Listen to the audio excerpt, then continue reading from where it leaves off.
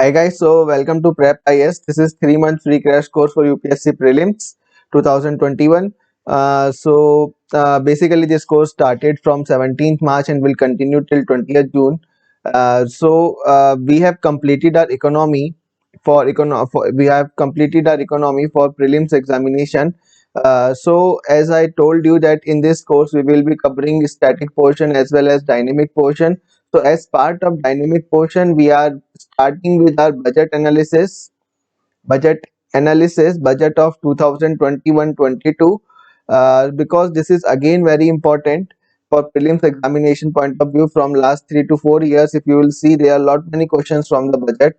So what I have done is maximum coverage of the budget with the infographics, also use of infographics.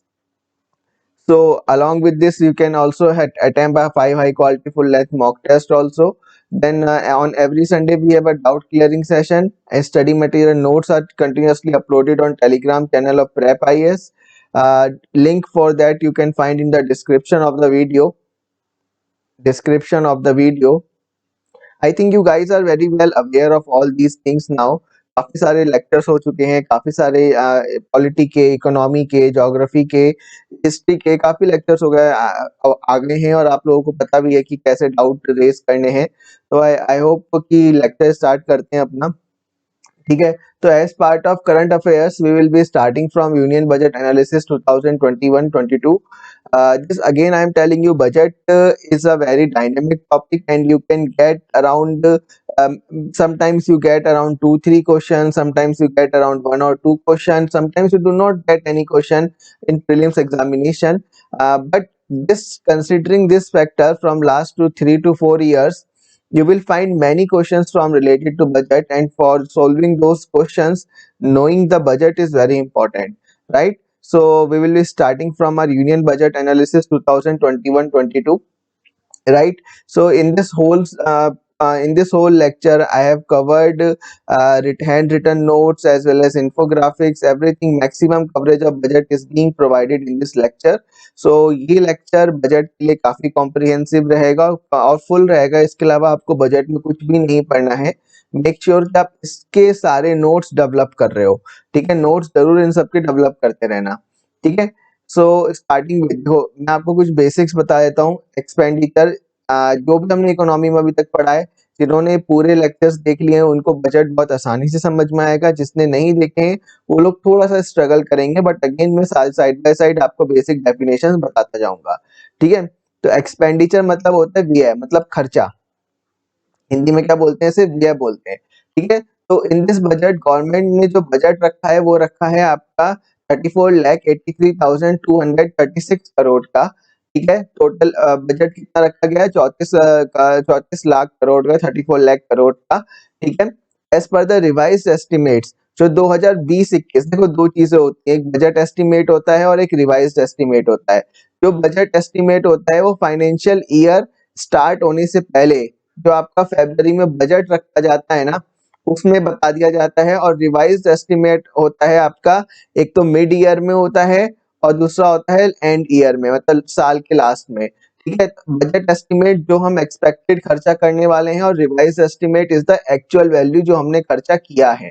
ठीक है, तो हमेशा budget के दो part रहेंगे, first is budget estimate, second रहेगा revised estimate. ठीक है, तो जो 2000 ऐसी आपका 2020-21 का जो बजट रहा होगा उसमें एक तो आपका बजट एस्टिमेट रहा होगा. ठीक है, और एक आपका रिवाइज्ड एस्टिमेट रहा होगा.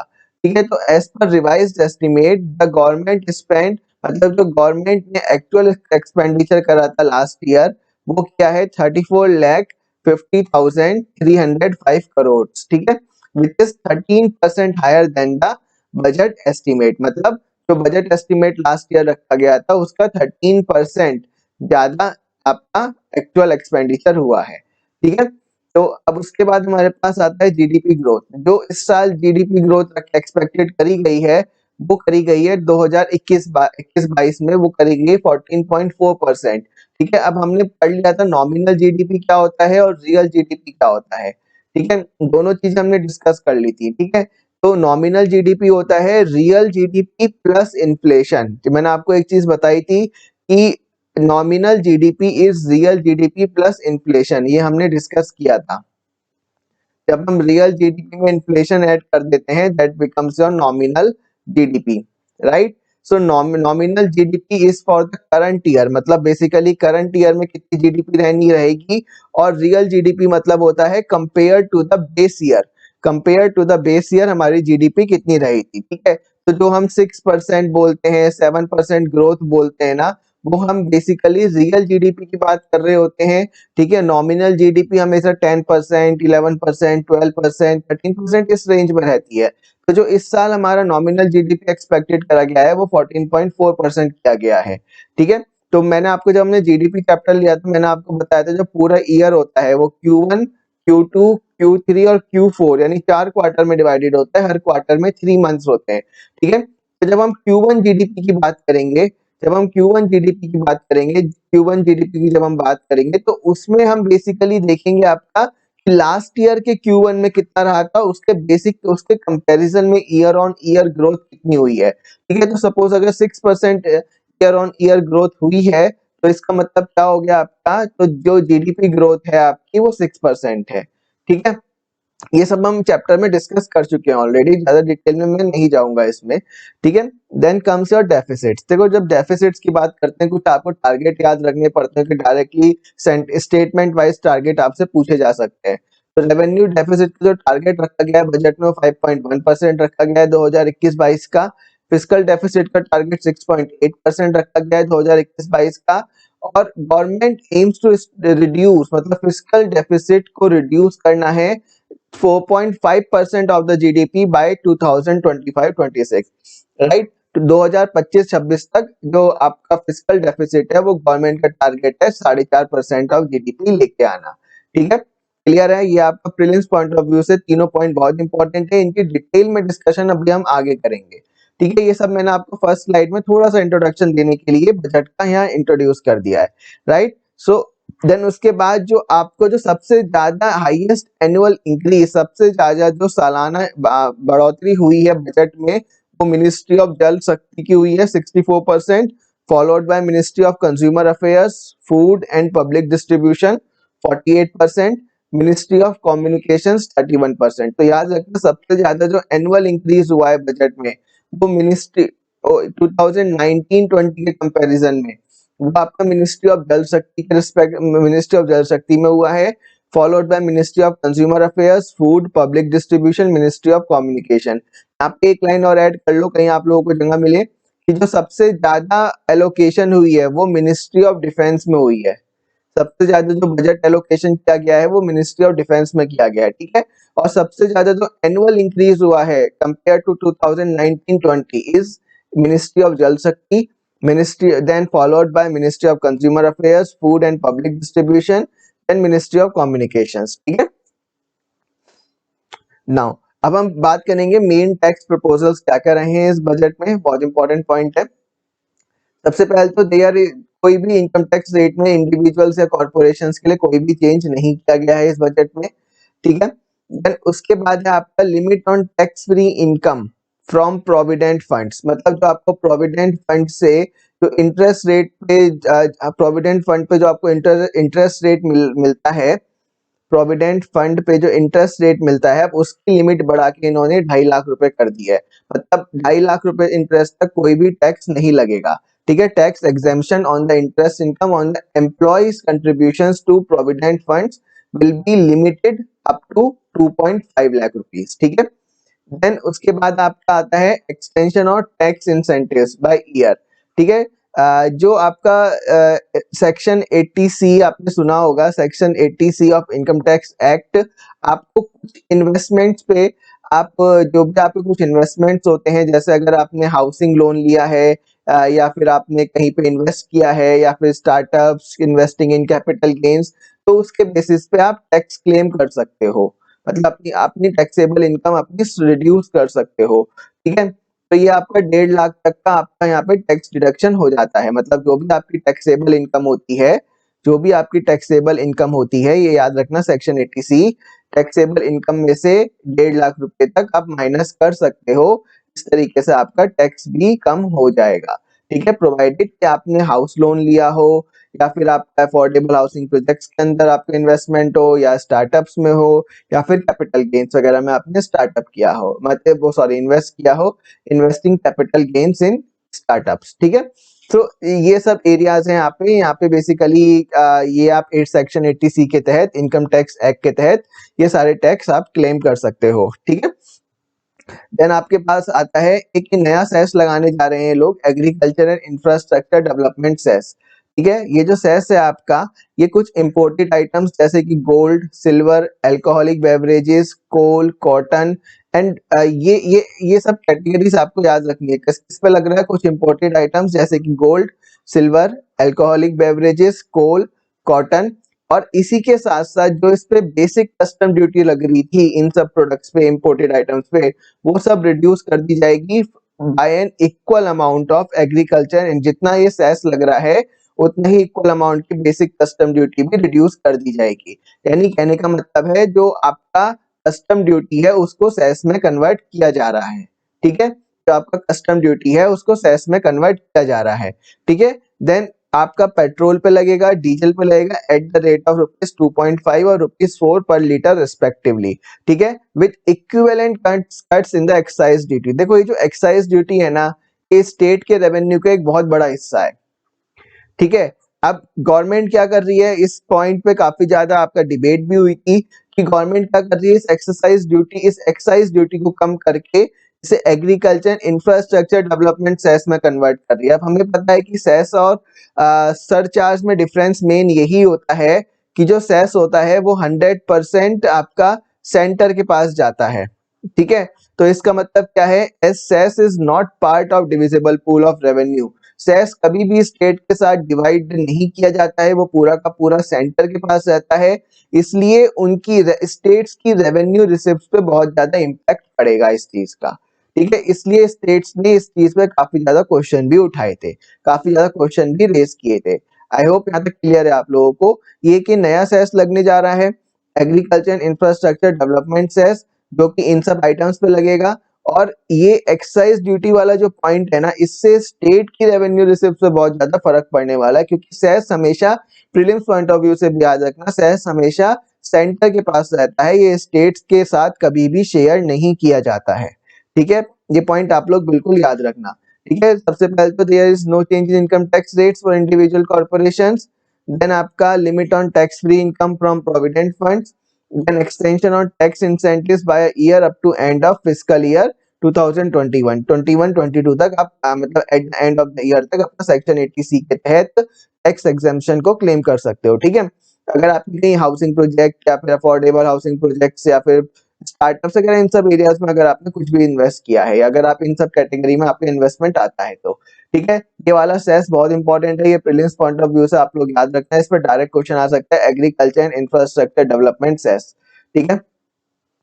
ये याद रखना ओवर एंड अबव नहीं है, कस्टम ड्यूटी के ऊपर नहीं लग रहा, जितना ज्यादा सेस लग रहा है उतना ही कस्टम ड्यूटी भी कम कर रहे हैं, ठीक है। ऐसी जितना ज्यादा सेस लग रहा है उतना ही आपका एक्साइज ड्यूटी भी कम हो रही है, ठीक है।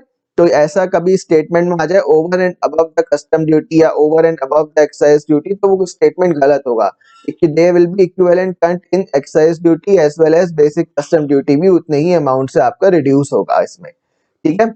देन उसके बाद चेंजेस इन कस्टम ड्यूटी, देखो जो आपका है the duty has been increased on some items like cotton, silk, some auto and mobile parts में आपका कुछ ड्यूटी इंक्रीज हुई, और इसी के बाद से आपका मोबाइल की कॉस्ट भी बढ़ गई थी, ठीक है। मोबाइल कॉस्ट भी आपकी इंक्रीज हो गई थी, ठीक है। देन उसके बाद आपका कुछ अनाउंसमेंट जो पहले भी करे गए हैं, जैसे ये हमारे काम के नहीं है बट मैंने यहाँ मेंशन कर दिया, अगर कोई इकोनॉमिक सर्विसेज का एग्जाम देता है तो रियल एस्टेट ट्रांजैक्शन की जो सर्कल रेट है वो 10% से बढ़ा के 20% कर दिए गए हैं। इसके बाद मैंने आपको एक और चीज बताई थी कि जितने भी गवर्नमेंट और कुछ प्राइवेट कंपनीज आपको एलटीसी प्रोवाइड करती हैं, that is leave travel compensation, ठीक है। इसमें क्या होता है, लीव ट्रेवल कंसेशन भी बोल सकते हो, कंपनसेशन भी बोल सकते हो। इसमें आपको ट्रेवलिंग का जितना भी आपका खर्चा आता है साल में, आपको 1 या 2 ट्रिप्स स्पॉन्सर किए जाते हैं, अब वो सारा पैसा अब अगर आप किसी सर्टेन गुड्स को परचेज करने में इस्तेमाल कर सकते हो, एंड जब आप वो खर्चा अपने टैक्सेबल इनकम में दिखाओगे तो आपकी टैक्सेबल इनकम से कम हो जाएगा।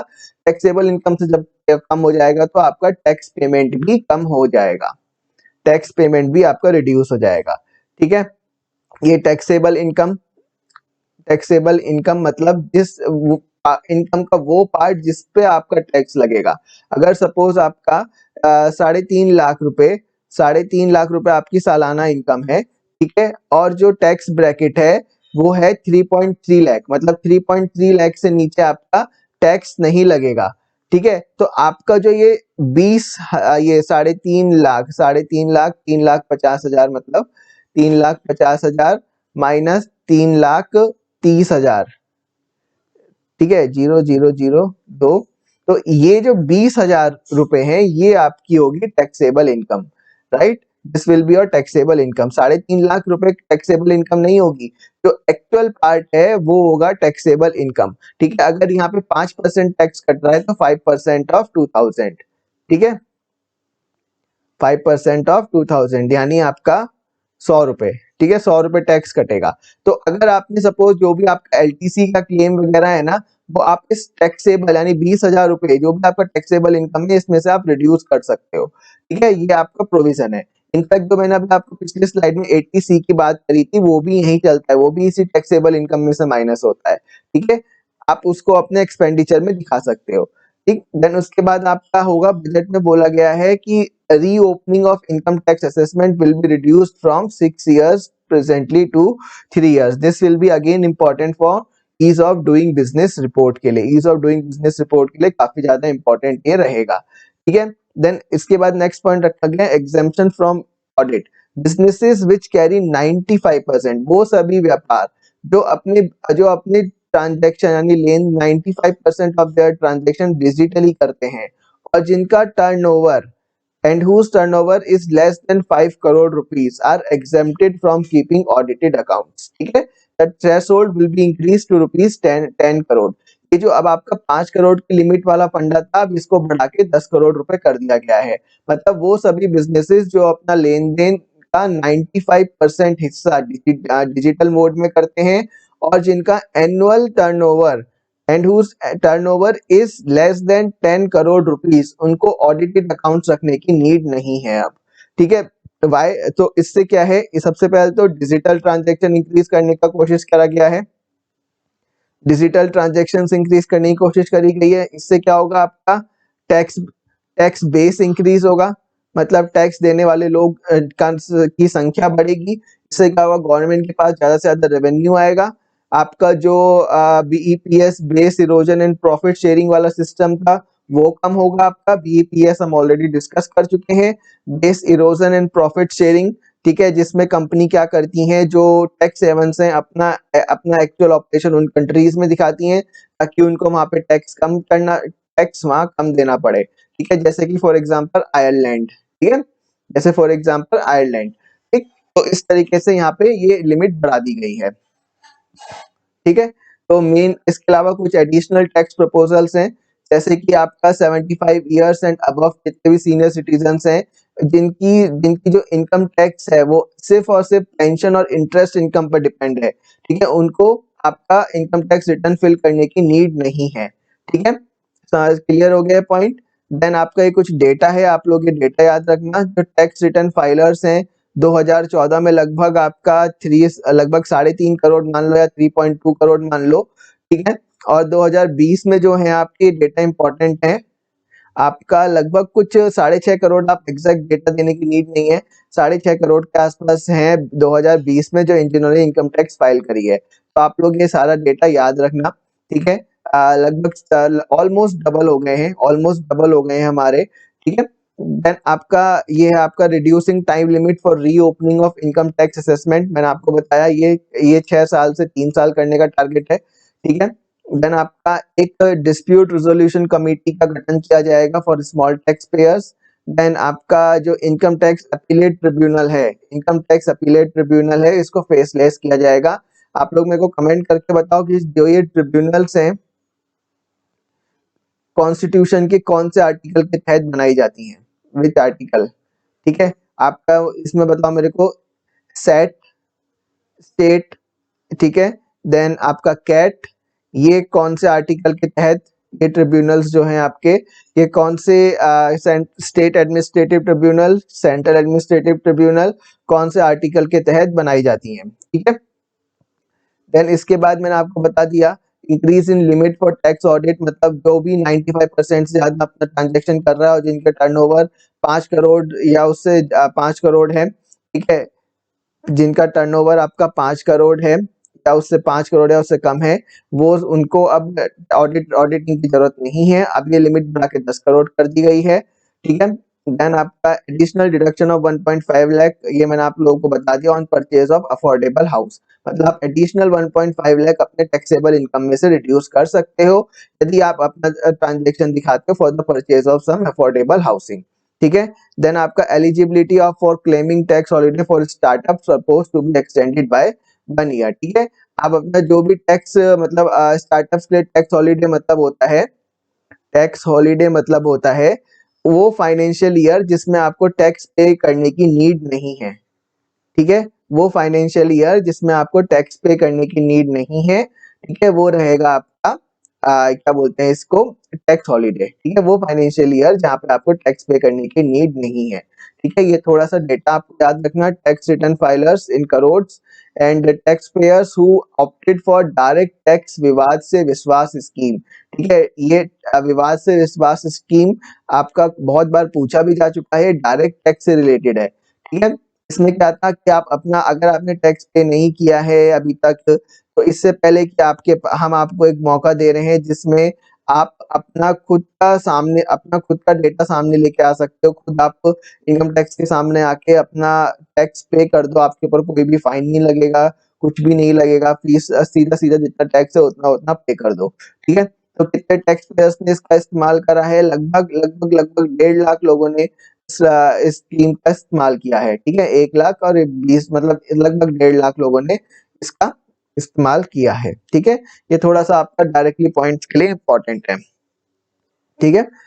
देन कुछ इनडायरेक्ट टैक्स का मैं आप लोगों को बता देता हूँ। इनडायरेक्ट टैक्स का एक डेटा थोड़ा सा आप लोग याद रखना, क्योंकि ऐसा पूछा जाता है कि कंटिन्यूअसली इंक्रीज हो रहा है या कंटिन्यूअसली डिक्रीज हो रहा है, इस तरह के स्टेटमेंट आ जाते हैं, ठीक है। तो आप लोग ये थोड़ा सा यहाँ से डेटा आप लोग नोट डाउन कर लेना, ठीक है। ये जो ब्लू वाला लाइन है ये 2019-20 का कलेक्शन है, और ये जो 2000 ये जो आपका रेक्टेंगल वाला बॉक्स है ग्रीन कलर का, ये आपका 2020-21 का है, ठीक है। यहाँ मेंशन है ये चीजें, ठीक है। ये डेटा आप लोग याद रखना, ठीक है। जैसे फॉर एग्जांपल दिसंबर 2020 में जो कलेक्शन है आपका वो है 1.15 लाख करोड़ का, ठीक है। और ये 2019-20 में यही अमाउंट था आपका 1.03 करोड़ का, ठीक है। तो अब तक दिसंबर 2020 तक ये जो है वो है 1.15 लाख करोड़, और 2019-20 दिसंबर तक का था ये 1.03 करोड़, ठीक है। ये इंपॉर्टेंट पॉइंट्स हैं आपके।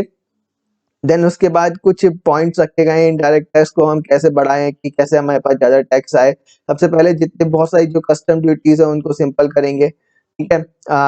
उनको उनको रेशनलाइज करेंगे, कौन सी कस्टम ड्यूटी नीड है कौन सी नहीं है, उन सबको bye eliminating the outdated exemptions, ठीक है। मतलब सिंप्लीफाई करना है बेसिकली इसको, सिंप्लीफिकेशन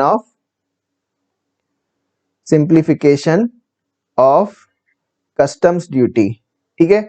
मतलब जैसे हमारा ये डायरेक्ट टैक्स कोड है ना आपका, डायरेक्ट डीटीसी जिसे हम बोलते हैं, डायरेक्ट टैक्स कोड, ठीक है। इसको आप कमेंट करके बताओ कौन सी कमेटी के द्वारा ये रिकमेंड किया गया था, विच कमेटी ने इसको रिकमेंड किया था, ठीक है। वहीं से ये चीज फंडा आउट क्या आया कि जो हम 80C के तहत डायरेक्ट टैक्स में हम 80C के तहत इतने सारे जो एग्जाम्पशंस दे रहे हैं, उन एग्जाम्पशंस को खत्म करके हम सीधा का सीधा टैक्स रेट कम कर देते हैं ना, ठीक है। तो वही चीज यहाँ पे बोली गई है कि हम जितने भी आप एग्जाम्पशंस हम प्रोवाइड कर रहे हैं टैक्स पेयर्स को, वो सब रिड्यूस कर देते हैं और सीधा सीधा टैक्स रेट कम कर देंगे, ठीक है। बात वही आनी है, ठीक है। देन आपका support to MSMEs hit by recent sharp rise in the prices of iron and steel prices, relief to metal recyclers, ठीक है। rationalization of duties on raw materials, inputs to man-made textiles, ठीक है।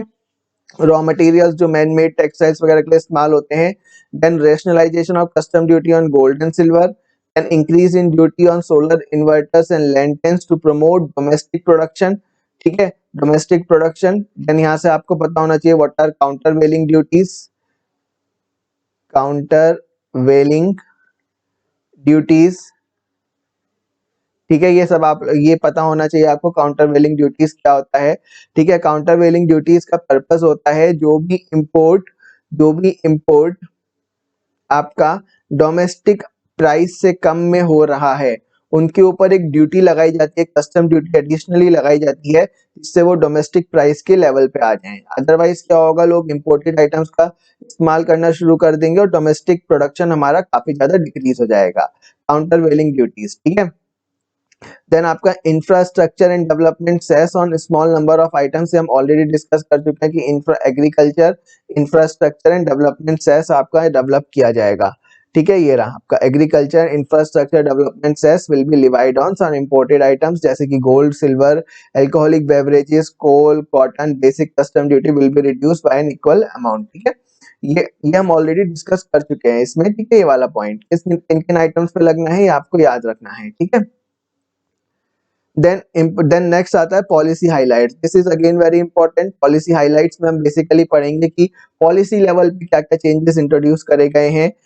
जैसे for example legislative क्या क्या change करे गए हैं आपके। ठीक है, हेल्थ सेक्टर में क्या क्या इंट्रोड्यूस करने की बात करी गई है, एजुकेशन सेक्टर में क्या क्या इंट्रोड्यूस करने की बात करी गई है, सोशल सिक्योरिटी सेक्टर में क्या क्या इंट्रोड्यूस करने की बात करी गई है। ठीक है, ये सारे के सारे हम इस टॉपिक में कवर करेंगे पॉलिसी हाइलाइट्स में। तो सबसे पहले हम बात करेंगे लेजिस्लेटिव चेंजेस की। सबसे पहले तो एक ये पॉइंट इंपॉर्टेंट है, सिक्योरिटीज मार्केट्स कोड इंट्रोड्यूस करने की बात करी गई है। इसमें आपके जो सेबी के रिगार्डिंग 4 एक्ट हैं, 4 एक्ट्स हैं इंक्लूडिंग सेबी एक्ट, उनको गवर्नमेंट सिक्योरिटीज एक्ट, इसके अलावा 2 एक्ट और हैं, उन चारों को कंबाइन करके आपका सिक्योरिटीज मार्केट कोड बनेगा। ठीक है, उसके अलावा देन आपका जो इंश्योरेंस एक्ट 1938 है, इसको अमेंड किया जाएगा और इंश्योरेंस कंपनीज में जो एफडीआई लिमिट्स है उसको 49% से इंक्रीज करके 74% किया जाएगा। यानी फॉरेन डायरेक्ट इन्वेस्टमेंट अब इंश्योरेंस कंपनीज में जो अब तक सिर्फ 49% हो सकती थी, अब उसको बढ़ा के 74% कर दिया जाएगा। ठीक है, इसके साथ साथ foreign ownership of insurance company भी आपका स्टार्ट कर दी अलाउ कर दी जाएगी। ठीक है, इंश्योरेंस एक्ट 1938 को अमेंड किया जाएगा, जिससे आपका इंश्योरेंस कंपनीज में एफडीआई की लिमिट इंक्रीज करके 49% से 74% कर दी जाएगी और इसी के साथ साथ फॉरेन ओनरशिप को भी अलाउ किया जाएगा इंश्योरेंस कंपनीज में। ठीक है, देन आपका companies act 2013 will be amend to revise the definition of small companies by increasing threshold for paid up capital। paid up capitals जितने भी टाइप के कैपिटल से हम ऑलरेडी यहाँ पे डिस्कस कर चुके हैं। आप लोगों को भी यहाँ से पता होना चाहिए पेड अप कैपिटल क्या होता है। ठीक है, stakeholder capital, authorise capital, ये सब क्या होते हैं। ठीक है, ये थोड़ा सा आप लोग ध्यान रखना। ठीक है, बाय इंक्रीजिंग द मतलब जो पेड अप कैपिटल है वो इंक्रीज करी जाएगी 50 लाख से 2 करोड़ रुपए और एनुअल टर्नओवर की लिमिट इंक्रीज करी जाएगी 2 करोड़ से 20 करोड़ रुपए। ठीक है, स्मॉल कंपनीज की डेफिनेशंस याद रखना, प्रीलिम्स पॉइंट ऑफ व्यू से बहुत इंपॉर्टेंट है। बजट में प्रपोज किया गया है कि स्मॉल कंपनीज की डेफिनेशन चेंज करके पेड अप कैपिटल तो इनकी 2 करोड़ रुपए कर दी जाएगी। पेड अप कैपिटल मतलब ऑपरेशनल कैपिटल, मतलब जो आपका स्टेक होल्डर्स के द्वारा दी गई है। ठीक है, वो 50 लाख से इंक्रीज करके 2 करोड़ रुपए कर दी जाएगी और एनुअल टर्नओवर जो है जो पहले 2 करोड़ रुपए तक था वो 20 करोड़ रुपए कर दिया जाएगा। ठीक है, देन इसी के साथ साथ deposit insurance and credit guarantee corporation act will be amended to ensure that depositors get time bound and easy access to their deposits to the extent of the insurance cover. जैसे कि अभी मैंने आप लोगों को बताया था कि जो हमारा जो जितने भी हमारे बैंक में डिपॉजिट्स होते हैं ना, अगर वो डिपॉजिट डूब जाए या वो जिस बैंक में डिपॉजिट है वो बैंक हमारा बैंकरप्ट हो जाए, तो उस केस में पहले आपको 1 लाख रुपए इंश्योरेंस मिलता था, चाहे कितना भी डिपॉजिट अमाउंट हो, चाहे 20 करोड़ हो, चाहे 50 करोड़ हो, चाहे 50 लाख हो, चाहे 10 लाख हो। मैक्सिमम इंश्योरेंस जो आप लोगों को मिल सकता था वो 1 लाख रुपए मिल सकता था। अब इसको बढ़ा के आपका 5 लाख रुपए कर दिया गया है। जब से वो आपका हुआ था ना, कौन सा ये यस बैंक और पीएमसी वाला जो इश्यूज हुए थे। ठीक है, उसके बाद से आपका ये बढ़ा के आपका 1 लाख रुपए और 1 लाख से बढ़ा के कितना कर दिया गया है, आपका 5 लाख रुपए कर दिया गया है। ठीक है, देन आपका जो minimum loan size for NBFCs to be eligible for debt recovery under SARFAESI Act will be reduced from rupees 50 lakh to 20 lakh. ठीक है, minimum loan size for NBFCs to be eligible for debt recovery under SARFAESI Act उसको reduce करके 50 लाख से 20 लाख रुपए कर दिया है। यानी अब आपका ज्यादा से ज्यादा एनबीएफसी सरफेसी एक्ट का इस्तेमाल कर सकती हैं। सरफेसी एक्ट बेसिकली क्या होता है, ये एक कानून है जो भी आपका लोन डिफॉल्टर्स होते हैं, जो भी आपके लोन डिफॉल्टर्स होते हैं, सरफेसी एक्ट क्रेडिटर्स को पावर देती है कि वो उनकी प्रॉपर्टी को ऑक्शन करके अपना पैसा वसूल कर सकती है, प्रॉपर्टी को ऑक्शन करके अपना पैसा वसूल कर सकती है, अपना डेब्ट रिकवर कर सकती है। ठीक है, उसको किसी भी कोर्ट सरफेसी एक्ट अलाउ करती है, उसको किसी भी कोर्ट की परमिशन वगैरह की नीड नहीं है, वो सरफेसी एक्ट के तहत डायरेक्टली ऑक्शनिंग कर सकती है अगर लोन डिफॉल्ट होता है किसी भी केस में आपका। तो ये जो आपका जो मिनिमम लोन साइज था पहले 50 लाख था कि 50 लाख से कम के अगर लोन डिफॉल्ट होते हैं तो आप सरफेसी तो एनबीएफसी सरफेसी एक्ट का इस्तेमाल नहीं कर सकती हैं, पर अब ये रिड्यूस करके 20 लाख रुपए कर दिया है। यानी 20 लाख तक के लोन के लिए भी एनबीएफसी अब सरफेसी एक्ट का इस्तेमाल करके जो लोन डिफॉल्टर्स है उनकी प्रॉपर्टी का ऑक्शन करके अपनी डेब्ट रिकवरी कर सकती है। ठीक है, क्लियर है point? Okay, then moving on to next, this investment is again a very important topic for UPSC prelims as well as for state services also. This topic is very important. ठीक है, disinvestment of Air India, IDBI Bank, Pawan Hans will be completed in 2021-22. ठीक है, ये तीन का 2021-22 में target रखा गया है, एयर इंडिया का, आईडीबीआई बैंक का, पवन हंस का। आईडीबीआई का तो रिसेंटली आपका हो भी गया है। ठीक है, एयर इंडिया की ऑक्शनिंग कर रखी है जिसमें टाटा ने इंटरेस्ट दिखाया अभी तक सिर्फ। ठीक है, देन उसके बाद IPO of LIC will be completed in 2021-22, मतलब एलआईसी का भी आईपीओ मतलब इस initial IPO is initial payment offer. ठीक है, मतलब जब भी कोई भी कंपनी, मतलब दो चीजें होती है, एक प्राइमरी मार्केट होता है, ठीक है, और एक आपका सेकेंडरी मार्केट होता है, राइट? प्राइमरी मार्केट और सेकेंडरी मार्केट।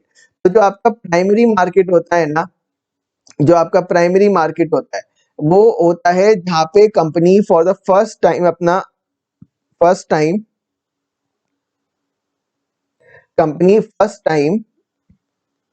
अपने शेयर्स को स्टॉक एक्सचेंज पे लेके आती है। ठीक है, तो ये जो फर्स्ट टाइम शेयर्स आते हैं ना स्टॉक एक्सचेंज पे, इनको आईपीओस बोलते हैं। ठीक है, जब कोई भी कंपनी फर्स्ट टाइम अपने शेयर्स को स्टॉक एक्सचेंज पे उतारती है उसे आईपीओस बोलते हैं। जैसे रिसेंटली आपका कल्याण ज्वेलर्स लाया है अपना आईपीओस, कल्याण ज्वेलर्स। ठीक है, अपना आपका क्या बोलते हैं ये बर्गर किंग। ठीक है, ये सब अपने आईपीओस अभी स्टॉक एक्सचेंज पे लेके आए हैं। ठीक है, तो ये जो एलआईसी का आईपीओ लाने का मतलब है, आईपीओ ऑफ एलआईसी मतलब स्टॉक्स को, इसके शेयर्स को पब्लिक में डिस्ट्रीब्यूट करना, मतलब अब पब्लिक इसके इन्वेस्टर्स होंगी, पब्लिक क्या होगी, एलआईसी का इन्वेस्टर होगी, यानी मूविंग टुवर्ड्स प्राइवेटाइजेशन। यानी इसका सिंपल सा मतलब क्या है, आईपीओ फॉर एलआईसी का मतलब है प्राइवेटाइजेशन ऑफ एलआईसी। ठीक है, then the government has approved the strategic disinvestment policy. ये जो पॉलिसी है ना ये इंपॉर्टेंट है, strategic disinvestment policy under CPSE मतलब सेंट्रल पब्लिक सेक्टर एंटरप्राइजेस। ठीक है, ये बोला गया है बेसिकली सीपीएसई को दो कैटेगरी में डिवाइड करा गया है इसमें, सेंट्रल पब्लिक सेक्टर एंटरप्राइजेस में। सबसे पहले इस स्ट्रेटेजिक मतलब जो काफी इंपॉर्टेंट है हमारी इकोनॉमी के लिए, और दूसरा है नॉन स्ट्रेटेजिक। तो ये जो डिसइन्वेस्टमेंट पॉलिसी है ये बोलती है जितने भी हमारे स्ट्रेटेजिक सीपीएससीज हैं वो सीपीएससीज कैटेगरी में ही रहेंगे, मतलब वो पब्लिक कैटेगरी, मतलब वो गवर्नमेंट के कंट्रोल में ही रहेंगे। वाइल जो नॉन स्ट्रेटेजिक सीपीएससीज हैं उनका 100% प्राइवेटाइजेशन कर दिया जाएगा। ठीक है, 100% इनका प्राइवेटाइजेशन किया जाएगा। और जो ये स्ट्रेटेजिक सीपीएससीज हैं ये सिर्फ हमारे 4 सेक्टर में रहेंगे, ये सिर्फ हमारे 4 सेक्टर्स में रहेंगे। कौन कौन से 4 सेक्टर्स हैं? Atomic energy, space and defence, transport and telecommunications, power, petroleum, coal and other minerals, banking, insurance and financial services. Atomic energy, atomic energy, space, defence, transport and telecommunications, power, petroleum, coal and other minerals, banking, insurance and financial services. ये 4 sector हमारे strategic sectors category में हैं। और सिर्फ सीपीएससीज हमारे सीपीएससीज जो है हमारे सेंट्रल पब्लिक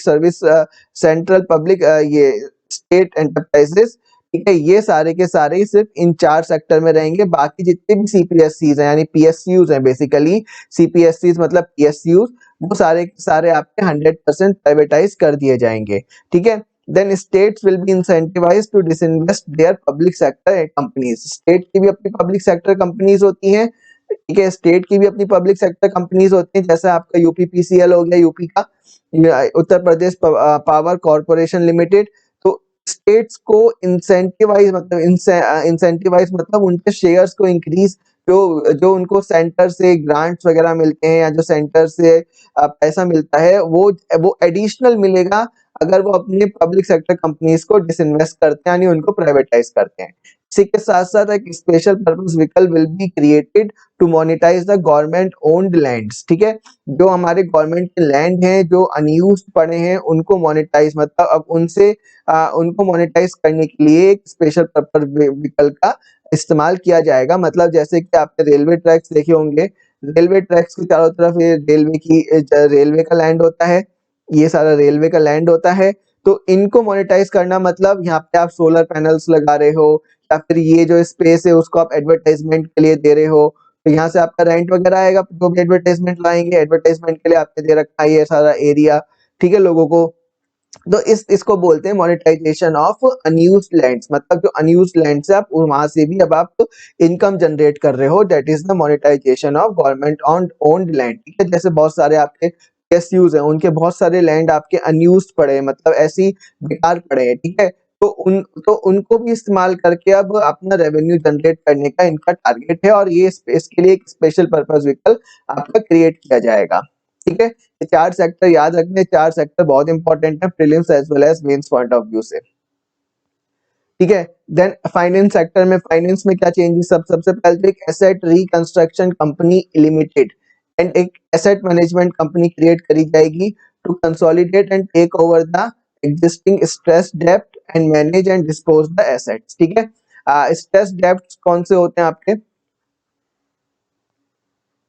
स्ट्रेस डेब्ट वो होते हैं जिनपे 90 डेज यानी जिनको हम एनपीएस भी बोलते हैं, नॉन परफॉर्मिंग एसेट्स, ठीक है, जिनपे 90 डेज तक ना तो कोई इंटरेस्ट आया है और ना ही कोई प्रिंसिपल आया है। मतलब ना तो जो भी हमारा डेप्टर है, डेप्टर के द्वारा ना तो क्रेडिटर को इंटरेस्ट पे किया गया है और ना ही प्रिंसिपल अमाउंट पे किया गया है, ठीक है। An asset reconstruction company limited and asset management company will be set up to consolidate and take over existing stressed debt and manage and dispose the assets, ठीक है। तो ये कंपनी क्या करेगी, बैंक्स के जितने भी स्ट्रेस्ड एसेट्स हैं यानी जितने भी एनपीएस हैं उन सबको सस्ते में बैंक से खरीद लेगी। इससे क्या होगा, जो बैंक्स है उसकी जो अकाउंट बुक है या फिर ऑडिटिंग बुक है वो क्लीन हो जाएगी।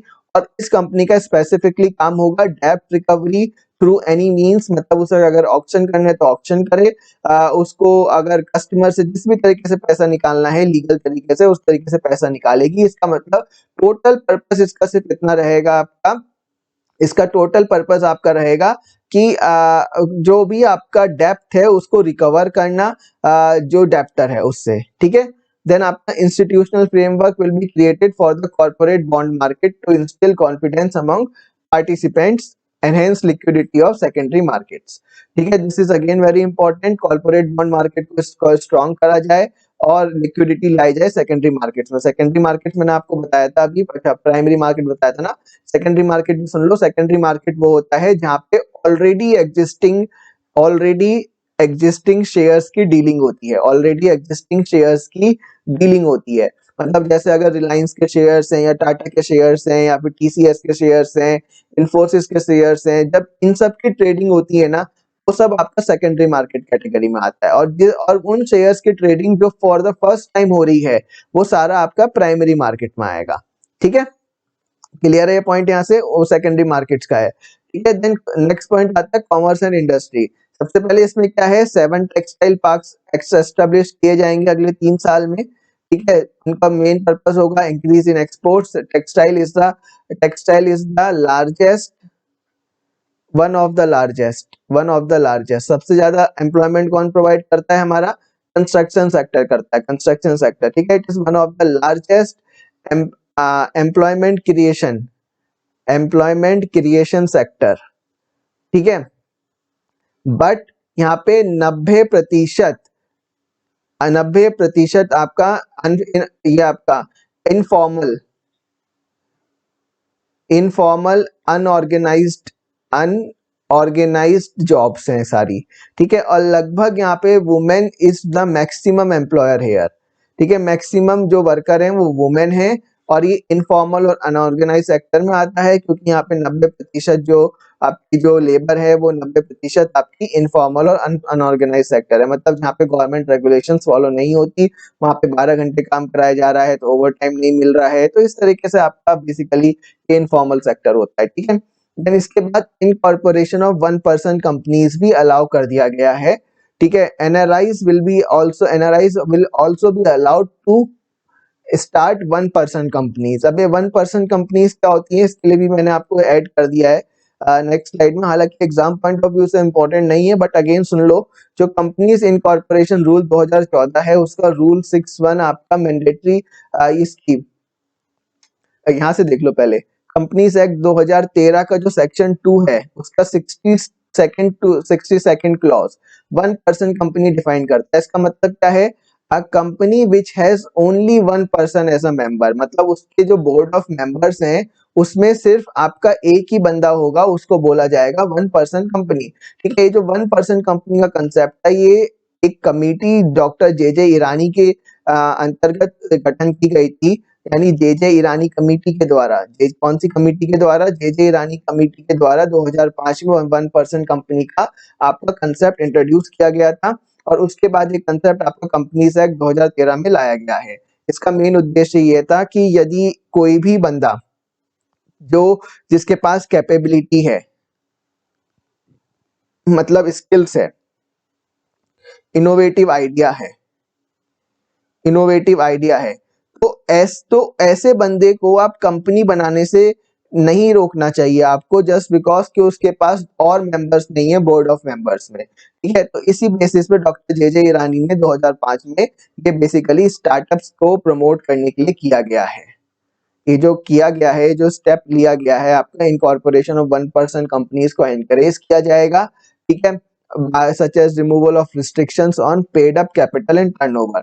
बेसिकली अभी तक क्या था ना कि पेड अप कैपिटल और टर्नओवर के बेसिस पे 1% कंपनीज गठन नहीं की जा सकती थी। ठीक है, वो अभी आगे बताता हूँ मैं आपको। और दूसरा है कि NRIs will be allowed to establish such companies. ठीक है, जैसे कि आपका यहाँ से देखो, आपका paid up share capital of 1% company exceeds 50 lakh rupees, which provide mandatory conversion of a OPC into a public company or a private company as where the paid up share capital of one exceeds 50 lakh rupees or its average annual turnover during the relevant period exceeds 2 crore rupees। ठीक है, तो यदि किसी भी 1%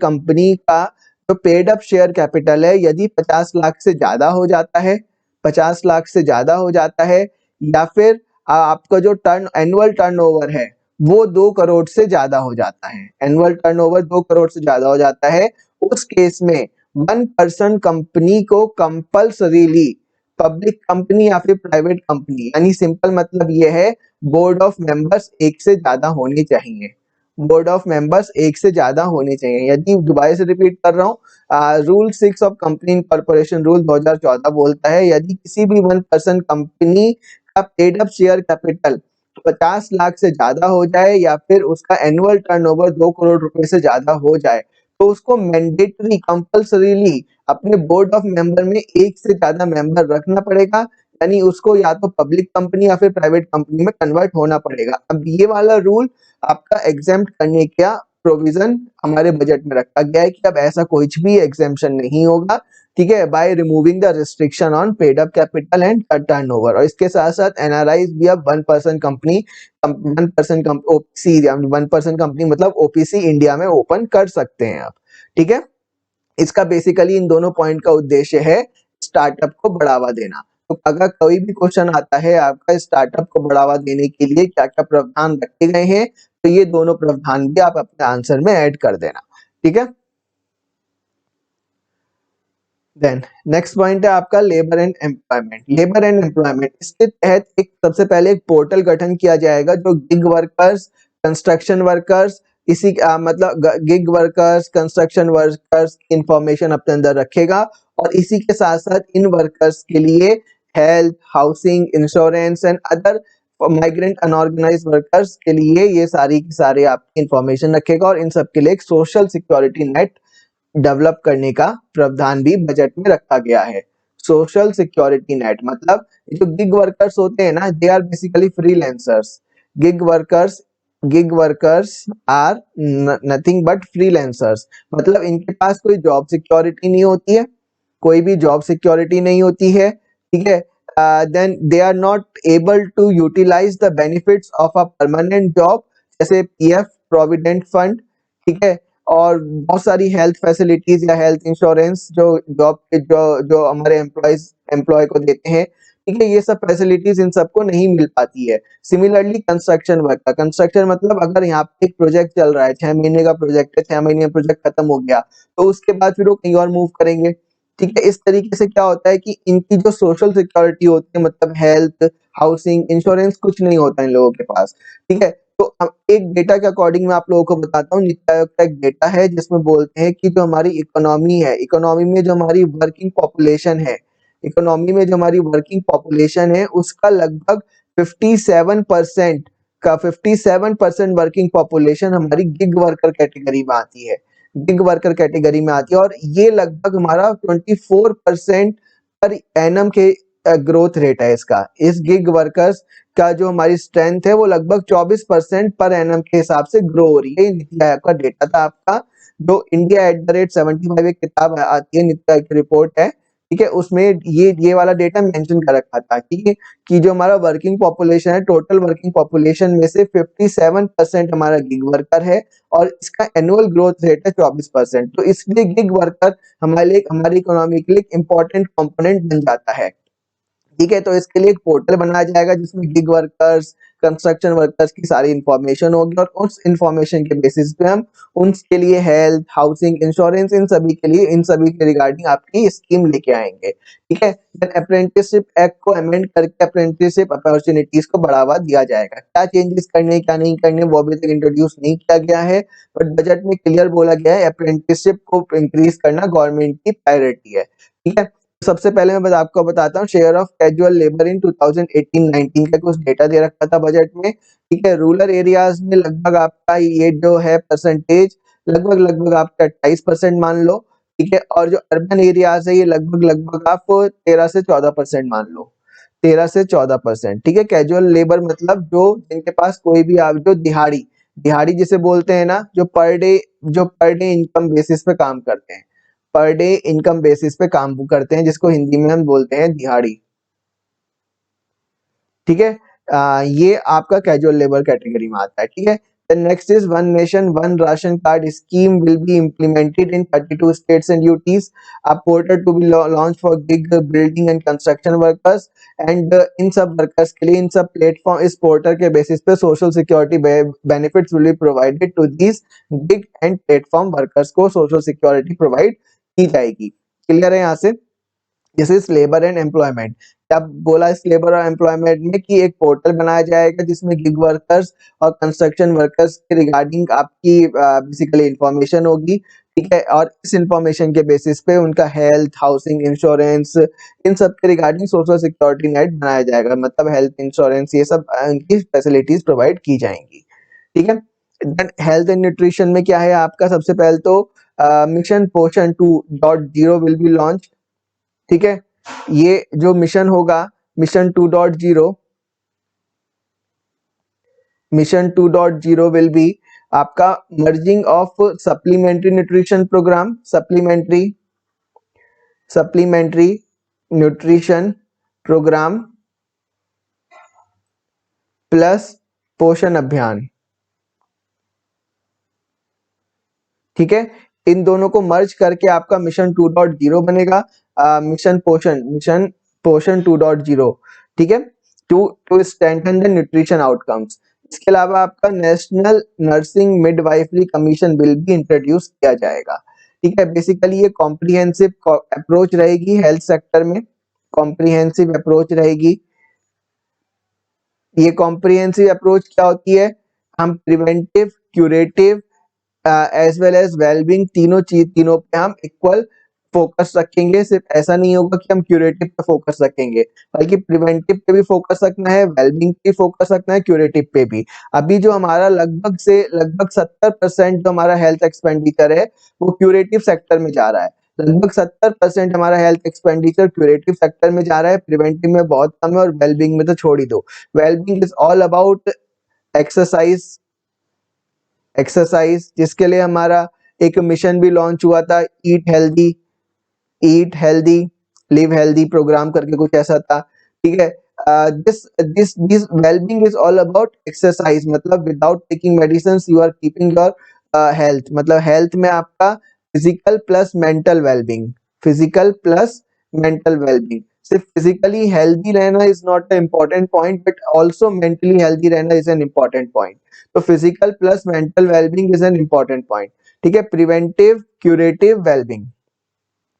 ठीक है, then इसके साथ साथ हमारा एक प्रधानमंत्री आत्मनिर्भर स्वस्थ भारत योजना भी लॉन्च की जाएगी। इसके जो आपके मेन फोकस रहेंगे is to develop the capacity of health system, strengthen the national institutions, create institution to detect and cure new and emerging diseases. ठीक है, इसका जो आउटले जो इसमें बजट रखा गया है वो रखा गया है 64,180 करोड़ ओवर द 6 years। ठीक है, health and wellness centre develop किए जाएंगे। इसके साथ साथ integrated public health labs create करी जाएंगी, critical care hospital blocks create करे जाएंगे। इन दोनों का पर्पस है आपका to detect and cure new and emerging diseases, मतलब जो अभी हमने यहाँ पे बात करी है, detect and cure new and emerging diseases. ठीक है, देन इसके साथ साथ आपका एनसीडीसी, या आपका एनसीडीसी जो आपका expanding integrated health information portal, then this is for आपका न्यू डिसीजेस के लिए है, आइडेंटिफाइंग द न्यू डिसीजेस। ठीक है, ये आपका इंपॉर्टेंट है। ठीक है, सो ये आपके 3 पॉइंट याद रखना, to develop the capacity of health system, strengthen the national institutions, create institutions to detect and cure new and emerging diseases। ठीक है, क्लियर है? यहाँ से इसका आउटले रखा गया है 64,180 crore rupees, support for health and wellness centres. ठीक है, that is developing the capacity of health systems, then setting up of integrated public health systems, establishing critical care hospital blocks. ठीक है, देन वी हैव स्ट्रेंथिंग, ये basically आपका existing diseases के लिए और ये न्यू डिसीजेस के लिए है। Strengthening NCDC, expanding integrated health information portal. ठीक है, then pneumococcal vaccine to be rolled across the country, then COVID-19 vaccine के लिए 2021-22 में 35,000 करोड़ रुपए दिए गए हैं। ठीक है, जो ओवरऑल हेल्थ एक्सपेंडिचर है वो आप देखो कंटिन्यूअसली इंक्रीज नहीं हुआ है। ये स्टेटमेंट आपका दिया गया था, बहुत बार दिया जा चुका है। अब भी आप लोग याद रखेंगे 2014-15 में 1.2% ऑफ जीडीपी है, परसेंट ऑफ जीडीपी। ठीक है, अभी जो करंटली 2020-21 में जो बजट एस्टिमेट रहा है उसमें 1.8% ऑफ जीडीपी रखा गया है। ठीक है, और ये कंटिन्यूअसली इंक्रीज नहीं हुआ है, कंटिन्यूअसली इंक्रीज नहीं हुआ है। यहाँ पे देखो 2018-19, 2017-18, 2016-17 इनमें ये कांस्टेंट भी रहा है। ठीक है, तो ऐसे स्टेटमेंट का आप लोग ध्यान रखना कि कंटिन्यूअसली इंक्रीज नहीं हुआ है, कंटिन्यूअसली डिक्रीज भी नहीं हुआ है। डिक्रीज तो खैर हुआ ही नहीं है पूरा 2014-15 के बाद से। ठीक है, 2016-17, 2017-18, 2018-19 में ये पूरा का पूरा आपका जो डेटा है ये कांस्टेंट रहा है। ठीक है, जो आपका हेल्थ आउटले के लिए बजट रखा गया है 2021-22 में वो आपका लगभग 2,23,846 करोड़ रुपीस रखा गया है। ठीक है, ये और 2020-21 का जो बजट एस्टिमेट रखा गया था वो 94,452 करोड़ रुपीस रखा गया था। ठीक है, ये मैंने आप लोगों को बता दिया। National commission for allied health care professional bill introduce किया जाएगा, जिससे आपका ये एक कमीशन का गठन किया जाएगा। ठीक है, न्यूमोकोकल वैक्सीन हो गया आपका, 35,000 करोड़ रुपीस हो गया। Then expenditure on health as percentage of GDP मैंने आपको बता दिया। ये स्टेटमेंट जरूर याद रखना है, कंटिन्यूअसली आपका इंक्रीज नहीं हुआ है, कांस्टेंट भी रहा है, तो वो स्टेटमेंट आपकी गलत होगी। ठीक है, देन एजुकेशन के लिए जो बजट रखा गया है वो 3.5% ऑफ जीडीपी रखा गया है इस बार। यहाँ से फिर से आप ये डेटा देख सकते हो कि 2018-19, 2017-18, 16-17, 15-16, 14-15 में अगेन ये आपका कांस्टेंट रहा है। ठीक है, तो कंटिन्यूअसली इंक्रीज नहीं हुआ है। 2019-20 का जो रिवाइज एस्टिमेट है उसमें 3% ऑफ जीडीपी आपका खर्चा किया गया था एजुकेशन में। ठीक है, इसके लिए हम एक बिल लेके आएंगे जिसका पर्पस होगा, उस बिल के बेसिस पे higher education commission of India set up किया जाएगा। ठीक है, इस हायर एजुकेशन कमीशन ऑफ इंडिया में 4 डिपार्टमेंट्स होंगे। सबसे पहले तो होगा स्टैंडर्ड सेटिंग, एक्रीडिएशन, रेगुलेशन और फंडिंग। ठीक है, मतलब जो हमारा आज के टाइम पे कौन सा इंस्टीट्यूशन है, यूजीसी है ना, यूनाइटेड, ये क्या बोलते हैं इसे, यूनियन ग्रांट कमीशन करके कुछ है ना। तो यूजीसी की जगह अभी आपका higher education commission of India आएगा, जिसके 4 फंक्शन होंगे, स्टैंडर्ड सेटिंग, एक्रीडिएशन, रेगुलेशन और फंडिंग। ठीक है, क्लियर है, ये आपको पॉइंट याद रखना है। देन इसके अलावा more than 15,000 school will be strengthened, तब 15,000 से ज्यादा स्कूलों को स्ट्रेंथन किया जाएगा to include all components of national education policy and subsequently mentor other schools to achieve ideals of the national education policy. मतलब इन सभी 15,000 स्कूल्स के एडमिनिस्ट्रेशन में चेंजेस लाया जाएगा ताकि इनको नेशनल एजुकेशन पॉलिसी के साथ अलाइन किया जा सके। ठीक है, इनको ताकि नेशनल एजुकेशन पॉलिसी के साथ अलाइन किया जा सके and subsequently mentor other schools to achieve ideals of policy. ठीक है, देन इसके अलावा आपका revamped post matric scholarship scheme for welfare of scheduled caste. ठीक है, 100 new Sainik schools will be opened, then 750 Eklavya schools in tribal areas will be open. ठीक है, ये पॉइंट आप लोग याद रखना। Revamped post matric scholarship welfare scheme for welfare of scheduled caste, 100 new Sainik schools, 750 Eklavya school tribal areas में आपका ओपन किया जाएगा। ठीक है, देन नेक्स्ट आता है आपका इंफ्रास्ट्रक्चर एंड रियल एस्टेट। ठीक है, infrastructure and real estate again is very important. इसमें सबसे पहले तो एक बिल इंट्रोड्यूस किया जाएगा जिसमें हमारा एक डेवलपमेंट फाइनेंशियल इंस्टीट्यूशन क्रिएट किया जाएगा for infrastructure financing will be introduce. Infrastructure financing के लिए एक डीएफआई इंट्रोड्यूस किया जाएगा। जब हमने फाइनेंशियल इंस्टीट्यूशंस पढ़े थे, जब हमने इकोनॉमी में फाइनेंशियल इंस्टीट्यूशंस पढ़े थे, तो मैंने आपको वहां पे एक डीएफआई बताया था। उस डीएफआई के अंदर मैंने आपको क्या बताया था, एक्जिम बताया था, एक्सपोर्ट इंपोर्ट, एग्रीकल्चर के लिए नाबार्ड बताया था मैंने आपको। ठीक है, हाउसिंग सेक्टर के लिए एनएचबी बताया था आपको, नेशनल हाउसिंग बैंक, और इंडस्ट्रीज के लिए आपको सिडबी बताया था मैंने। ठीक है, small industry development bank of India. इसका बेसिकली काम होता है रीफाइनेंसिंग। इसका काम क्या होता है आपका, रीफाइनेंसिंग। ये डायरेक्टली कभी भी लोन नहीं देता है, डायरेक्टली कभी भी क्रेडिट प्रोवाइड नहीं करता है। इसका काम होता है रीफाइनेंसिंग। रीफाइनेंसिंग मतलब बैंक्स को पैसा प्रोवाइड करना और फिर बैंक से कस्टमर के पास पैसा जाना। ठीक है, उस पर्टिकुलर सेक्टर के लिए। ठीक है, इसलिए आपका एक ये इंफ्रास्ट्रक्चर फाइनेंसिंग के लिए डेवलपमेंट फाइनेंशियल इंस्टीट्यूशन भी खोला जाएगा।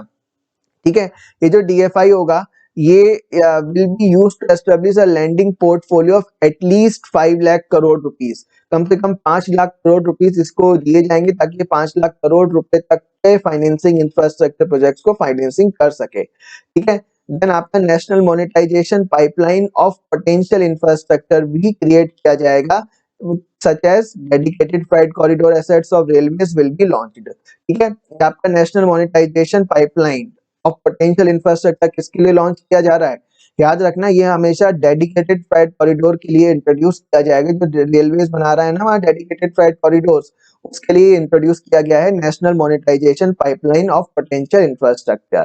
ठीक है, देन डेप्ट financing of real estate and infrastructure investment trust. ठीक है, ये भी मैंने आप लोगों के साथ डिस्कस किया था। By foreign FPIs will be enabled. ठीक है, मतलब अब एफपीआईज भी इन डेप्ट फाइनेंसिंग और इंफ्रास्ट्रक्चर ट्रस्ट में इन्वेस्ट कर सकता है to ease access of finance in infrastructure and real estate sectors. ठीक है, to ease access of finance in the infrastructure and real estate sectors। Clear है पॉइंट?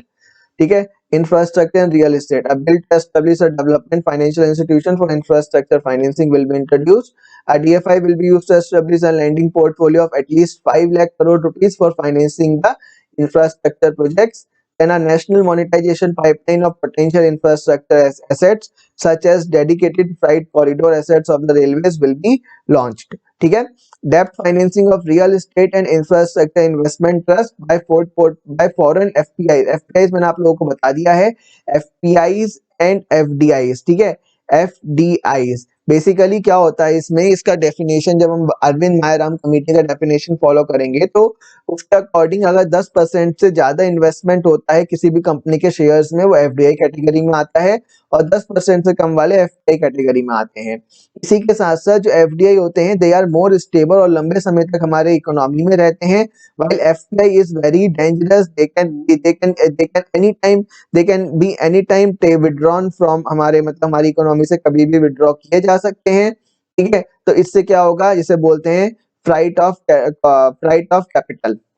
फ्लाइट ऑफ कैपिटल जो हमारा 1998 में एशियन क्राइसिस हुए थे ना, साउथ ईस्ट एशिया क्राइसिस, वो इसी वजह से हुए थे, जिसलिए FPIs are more dangerous than FDI, FDIs are more stable than FPIs. ठीक है, तो ये जो आपके इन्वेस्टमेंट ट्रस्ट हैं इन सब में एफपीआईज को भी इन्वेस्ट करने के लिए अलाउ किया जाएगा, ताकि हमारे इंफ्रास्ट्रक्चर और रियल एस्टेट सेक्टर्स को फाइनेंस मिल सके। ठीक है, ये पॉइंट याद रखना, एक तो ये वाला पॉइंट बहुत इंपॉर्टेंट है। देन ये वाला पॉइंट विल बी इंपॉर्टेंट, जो ये डीएफआई क्रिएट होगा आपका, इसका काम होगा कम से कम 5 लाख करोड़ के इंफ्रास्ट्रक्चर प्रोजेक्ट्स को फाइनेंस करना। ठीक है, ये दोनों पॉइंट इंपॉर्टेंट है। ठीक है, देन यहाँ तक कोई डाउट हो तो आप लोग अपने नोट्स बना लेना, साथ के साथ ना नोट्स बनाते चलना। ये सारे वैसे मैं शेयर कर दूंगा आप लोगों को, बट अगेन आप लोग भी अपने पॉइंट सेट करते रहना इसमें। ठीक है, बजट के लिए आपको सिर्फ इतना ही रखना है, इसके अलावा रखने की आपको नीड नहीं है बजट के लिए। राइट, तो नेक्स्ट आता है आपका एजुकेशन हो गया है। Then yes, transport is again a very important point. ठीक है, transport is again a very important point. इसमें सबसे पहले इकोनॉमिक कॉरिडोर्स बनाने की बात करी गई है by improving the road infrastructure in Tamil Nadu, Kerala, West Bengal and Assam, in 4 states में। देन इसके अलावा एक स्कीम इंट्रोड्यूस की जाएगी जिससे प्राइवेट सेक्टर आपका पब्लिक ट्रांसपोर्ट सर्विसेज में उनको एक्वायर कर सकें, उनको फाइनेंस कर सकें, ऑपरेट कर सकें, मेंटेन कर सकें। To finance, acquire, operate, maintain buses in public transport services will be launched. ठीक है, then new technologies including Metro Light and Metro Neo will be used to develop the metro rail systems in Tier 1 and Tier 2 cities। दो technologies Metro Light and Metro Neo। ठीक है, ये दोनों technologies introduce की जाएंगी to develop the metro rail systems in Tier 1 and Tier 2 cities. ठीक है, then इसके अलावा आपका 2023 तक 100% electrification of broad gauge target किया गया है। ठीक है, then indigenously developed automatic train protection system to be launched. ठीक है, देन इसके अलावा एक नेशनल रेल प्लान भी इंट्रोड्यूस करा गया है। इसका काम क्या है, 2030 तक एडिक्वेट रेल इंफ्रास्ट्रक्चर क्रिएट करना to cater to the projected traffic requirements up to 2050। मतलब जो भी आपका 2050 तक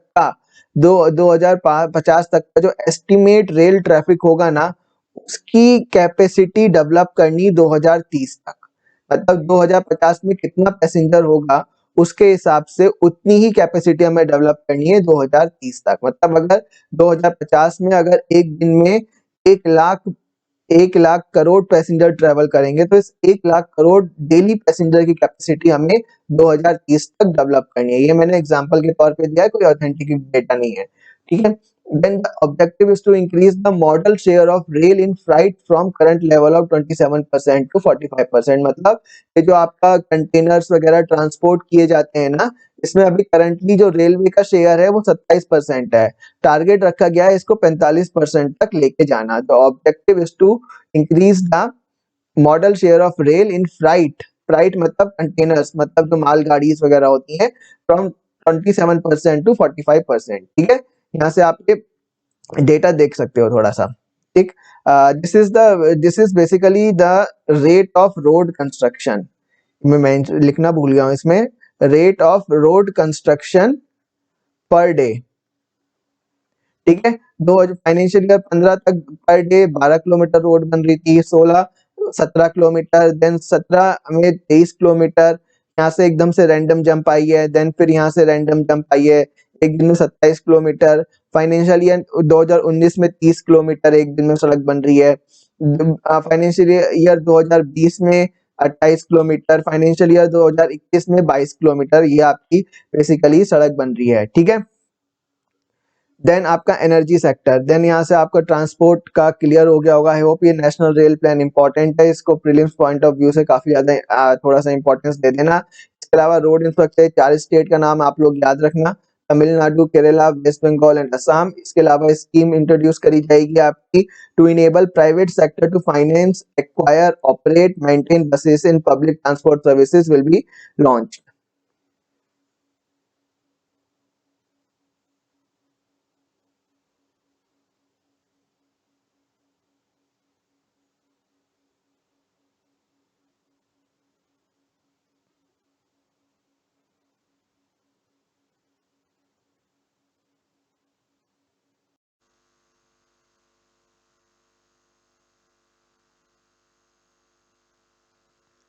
So continue with our last topic of budget. We come across the next topic of energy. इसके अलावा सबसे पहले बजट में बोला गया है कि एक hydrogen energy mission will be launched. Hydrogen energy mission launch किया जाएगा। ठीक है, to generate hydrogen from green power sources will be launch. ठीक है, ग्रीन पावर सोर्सेज मतलब होता है आपका जैसे सीएनजी वगैरह हो गई आपकी, इन सब से। ठीक है, जैसे हाइड्रोजन सीएनजी आपकी डेवलप की गई है अभी। बताओ सबसे पहले अभी रिसेंटली कौन सी स्टेट या यूनियन टेरिटरी ने हाइड्रोजन सीएनजी डेवलप की गई है? ठीक है, कमेंट करके बताओ इसमें। तो ग्रीन पावर सोर्सेज मतलब हो गया जैसे सीएनजी का, CNG is compact natural gas, इन सब से आपका हाइड्रोजन एनर्जी मिशन लॉन्च किया जाएगा। ठीक है, या फिर जैसे आपका आपका हो गई हाइड्रोजन सेल हो गया, इससे डेवलप करना। जैसे अभी आपका रिसेंटली जर्मनी में एक ट्रेन चली है जो हाइड्रोजन एनर्जी में, जो हाइड्रोजन गैस से चलती है। ठीक है, इसके अलावा आपका पेट्रोलियम नेचुरल गैस के लिए Ujjwala scheme will be launch. इसमें will to cover 1 crore more beneficiaries, 1 crore additional beneficiaries को कवर करेगा। ठीक है, सिटी गैस डिस्ट्रीब्यूशन नेटवर्क में 100 मोर डिस्ट्रिक्ट्स कवर होंगी। Then independent gas transport system operator to be setup. ठीक है, अभी जो हमारी रिसेंट इंस्टॉल्ड प्लांट कैपेसिटी है वो लगभग हमारी 250 गीगावाट थी 2013-14 में। 2019-20 में ये एक्सपोनेंशियली इंक्रीज करके 350 गीगावाट क्रॉस कर गई है। 350 प्लस गीगावाट हमारी क्रॉस कर गई है, हमारी रिन्यूएबल एनर्जी की मैं बात कर रहा हूँ। ठीक है, देन इसके बाद आपका total installed capacity, sorry this is total installed capacity.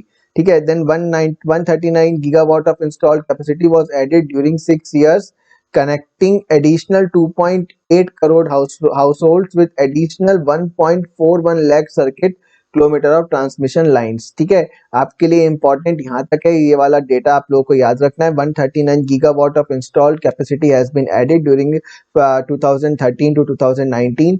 Then आपका पावर डिस्ट्रीब्यूशन का सेक्टर को आपका रिफॉर्म्स तो लाए गए हैं with an outlay of 3,05,984 crore rupees 5 years। यानी एक स्कीम लॉन्च की जाएगी जिससे हम पावर डिस्ट्रीब्यूशन सेक्टर को रिवैम्प कर सकते हैं। ठीक है, इसके लिए जो बजट रखा गया है वो 3,05,984 करोड़ रुपीस रखा गया है ओवर 5 years। ठीक है, देन आपका हाइड्रोजन एनर्जी मिशन मैंने आप लोगों को ऑलरेडी बता दिया है। This here the target is to generate hydrogen from green power sources. ठीक है, then I am talking about science and technology का। साइंस एंड टेक्नोलॉजी में आपका बेसिकली फाइनेंशियल इंसेंटिव्स प्रोवाइड किया जाएगा to promote the digital modes of payments, ठीक है। Then एक NRF that is national research foundation, NRF is national research foundation with an outlay of 50,000 crore over 5 years will be launched. Then a national language translation mission will be launched to boost the internet access in different languages. In different languages मतलब सिर्फ हिंदी और English में dominating ना रहे internet सभी local languages में translate available रहे, इसलिए एक नेशनल लैंग्वेज ट्रांसलेशन मिशन भी लाया जा रहा है। इसी के साथ साथ आपका डीप ओशन मिशन भी लाया जाएगा for ocean exploration and biodiversity conservation, ठीक है। क्या है इसके दो ऑब्जेक्टिव? इसका दो ऑब्जेक्टिव है, सबसे पहले आपके ocean exploration and biodiversity conservation, ये पॉइंट आपको याद रखना है, biodiversity conservation, right. Then coming to water and sanitation, Jal Jeevan Mission Urban will be implemented to enable universal water supply and liquid waste management in urban areas, ठीक है, universal water supply and liquid waste management in urban areas. Then Urban Swachh Bharat Mission 2.0 will focus on sludge and waste water management, यानी जो ये Urban Swachh Bharat Mission 2.0 है इसका main focus रहेगा sludge and waste water management and on ensuring a reduction in single use plastic and air pollution, ठीक है। तो इसके चार कंपोनेंट रहेंगे, स्लज मैनेजमेंट, या एक साथ बोलो sludge and waste water management, then आपका reduction in, not elimination, remember that, इसका मतलब रिडक्शन है, एलिमिनेशन नहीं है, reduction in single use plastic, then आपका नेक्स्ट रहेगा एयर पॉल्यूशन, ठीक है। Then coming to agriculture and allied sectors, operation green scheme जो अभी तक टॉप्स के लिए थी यानी टमाटो, ऑनियन, पोटैटो के लिए थी, अब वो 22 अदर पेरिसेबल प्रोडक्ट्स भी इसके अंदर इंक्लूड किए जाएंगे। देन एक agriculture infrastructure fund will be set up to ताकि एपीएमसी अपनी इंफ्रास्ट्रक्चर फैसिलिटीज को इम्प्रूव कर सके, ठीक है। कंसेशनल क्रेडिट दिया जाएगा फार्मर्स को, एग्री इंफ्रास्ट्रक्चर फंड किया जाएगा ताकि जो आपके एपीएमसीज होते हैं उनमें इंफ्रास्ट्रक्चर चेंजेस ला सके। Emergency working capital for farmers, animal husbandry infrastructure development, amendments to essential commodities act, agriculture marketing reforms, ठीक है। ये सारे मेन एरियाज हैं एग्रीकल्चर एंड एलाइड सेक्टर्स के। सबसे पहले क्या है इसमें, स्वामित्व स्कीम को सभी स्टेट्स और यूटीज में एक्सपेंड किया जाएगा। ऑपरेशन ग्रीन्स को 22 पेरिसेबल क्रॉप्स और 1000 मोर मंडीज आपका यहाँ पे आपको इंट्रोड्यूस की जाएंगी, 1000 मोर मंडीज, ठीक है। 1000 मोर मंडीज आपकी वो होंगी, क्या बोलते हैं, इंट्रोड्यूस की जाएंगी। Then production of million tonne, ये जो आपका ये मिल्क और बेसिकली आपका इसके लिए है, ठीक है। ये डेटा आप लोग याद रखना थोड़ा सा, प्रोडक्शन हमें कॉन्स्टेंटली इंक्रीज करा, अगर कहीं भी आपको क्वेश्चन आता है तो याद रखना कॉन्स्टेंटली इंक्रीज करा है, ठीक है। Then development of modern fishing harbours, fisheries sector में क्या क्या है आपका, फिशरीज सेक्टर में development of modern fishing harbours and fish landing centres. Then multipurpose seaweed park will be set up in Tamil Nadu, multipurpose seaweed park कहाँ पे सेटअप किया जाएगा, तमिलनाडु में सेटअप किया जाएगा, ठीक है। देन सोशल जस्टिस सेक्टर में क्या क्या है आपका, to facilitate the credit flow for SCs, STs and women, margin money requirement under stand up scheme will be reduced from 25% to 15%। अब margin money requirement basically profit मान लो कि मतलब stand up scheme के अंदर जितना भी आपका जो भी आपका आइडिया है उसमें आपका प्रॉफिट मार्जिन पहले 25% रखा गया था, अब उसको रिड्यूस करके 15% कर दिया गया है। इसी के साथ साथ 750 Eklavya model residential schools will B establish in the tribal areas, ठीक है। देन आपके कुछ मेन पॉइंट्स हैं, आई होप ये क्लियर हो गया होगा आपको। एनर्जी, ठीक है, science and technology, water and sanitation, agriculture allied sectors, social justice. Now we are coming on the budget estimates of 2021 and 22. This is very important। इसमें हम टोटल इकोनॉमी की बात करेंगे। सबसे पहले जब मैंने आपको इकोनॉमी पढ़ाई थी तब मैंने आपको एक चार्ट बताया था कि total expenditure is always equal to your revenue expenditure plus capital expenditure, right. So यहाँ आप देखो जो गवर्नमेंट का पूरा बजट है वो है 34,83,236 करोड़ का, ठीक है, जो कि annual increase of around 14% over 2019-20 है। ठीक है, out of total expenditure revenue expenditure is estimated to be 29,000 crore and capital expenditure is estimated to be rupees 5,54,236 crore. यानी जो आपका रेवेन्यू एक्सपेंडिचर है इज ऑलमोस्ट 6 times और से 5 times that of capital expenditure. यानी तो रेवेन्यू एक्सपेंडिचर और कैपिटल एक्सपेंडिचर का रेशियो है वो है आपका 5:1। ठीक है, तो आप यहाँ से ग्राफ में देखो जो रेवेन्यू एक्सपेंडिचर है 2019-20 का जो एक्चुअल था वो था लगभग दो कितना है ये 23,50,604 करोड़। ये इंक्रीज हुआ आपका 26,30,145 करोड़, देन 30,11,142 करोड़, देन 29,29,000 करोड़ आपका 29,000 करोड़ आपका ये बेसिकली 2021-22 का बजट एस्टिमेट रखा गया है। ठीक है, जो कि आपका रिवाइज 2020-21 के रिवाइज एस्टिमेट से कम है। देन कैपिटल एक्सपेंडिचर आप कॉन्स्टेंटली देखो यहाँ से इंक्रीज करा गया है, तो कभी भी क्वेश्चन आए आप ये मेंशन करोगे कि there is a constant increase from 29-20 से लेके अब तक का सबसे मतलब constant increase basically capital expenditure में होता रहा है। ठीक है, तो आप ये चीज यहाँ से देखोगे। बट हमें हमें जब हमने इकोनॉमी पढ़ी थी तब भी बताया था मैंने आप लोगों को कि the need is to decrease the revenue expenditure, ideal situation should be to reduce the revenue expenditure. Why, comment करके बताओ आप मेरे को रेवेन्यू एक्सपेंडिचर कम क्यों करना चाहिए और कैपिटल एक्सपेंडिचर इंक्रीज क्यों करना चाहिए। तो अब आप यहाँ से देखो कि रेवेन्यू एक्सपेंडिचर इंक्रीज भी हो रहा है, डिक्रीज भी हो रहा है, पर capital expenditure is continuously increasing. So this is the positive point that we can see from the graph here. तो ये पॉइंट आप लोग याद रखना। The ideal situation should be to reduce the revised estimate revenue expenditure while to increase the capital expenditure। ठीक है, आप लोग मेरे को कमेंट करके बताओ रेवेन्यू एक्सपेंडिचर को कम करने की नीड क्यों है और कैपिटल एक्सपेंडिचर को इंक्रीज करने की नीड क्यों है। Now when I coming to total receipts, then total receipts again will be your revenue receipts plus your capital receipts, right. So the government receipts excluding borrowings are estimated to be 19,76,424 crore, which is an annual increase of 6% over 2019-20।